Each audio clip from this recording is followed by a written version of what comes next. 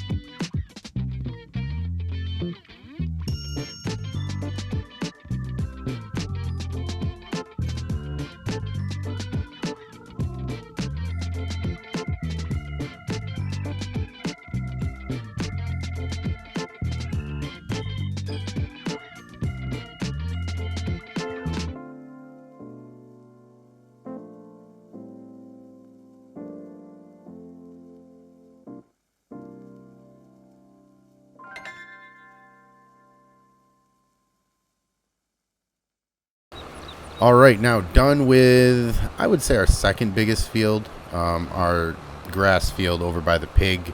Over by the pigs is not really that big, probably a quarter this size. And then the field on the left we have is just huge. There's no other way of saying it. It's probably the size of the entire farm, if we had to put everything into perspective, you know. But either way, you know, I want to get a worker over there to help us because we're poor right now. And being poor right now, we're not able to, or I'm not willing to at this point, spend a lot of money on a bigger seeder. Now, I know there's mods out there, and I do intend on getting some more. I know a couple of you have asked me about that. I do intend on getting more mods into this game. I look at them all the time because of role play series and things like that. But either way, this one's done. I just wanted to come on here before we got done and let you know of the plans. But either way, I'm going to get over to the bigger field. I want to get all of this done. I don't want to use a worker all the time because it costs a lot of money. And I know there's cheats. I get it. I understand that there's workarounds. I'm just trying to play this game normal in this series, so workers will be included. And they're expensive. So let me get this done. Let me get over to the other field and let's get some more work done. Alright, now I've already got a worker out in the field right now planting wheat in our biggest field over there behind me. I am coming over here and scooping up this cedar, and hopefully this time it's going to go a little bit easier with the silo over there. But, you know, no promises on this channel. I gotta be honest. It might just happen again. I mean, that's just what happens sometimes over here. But either way, we're going to try to get some fertilizer. We are going to try and get some seeds. That way we can join our worker buddy over there and start getting some of this done, because it's a huge field, and honestly, I don't know how long it's going to take, but we will get it done today, and we will. That was very easy. Look at this. Even I have a chance to get better. Alright, here we go. Biggest field. I'm going to put some music on again, and I will be back after a little bit. Do not hit me, car.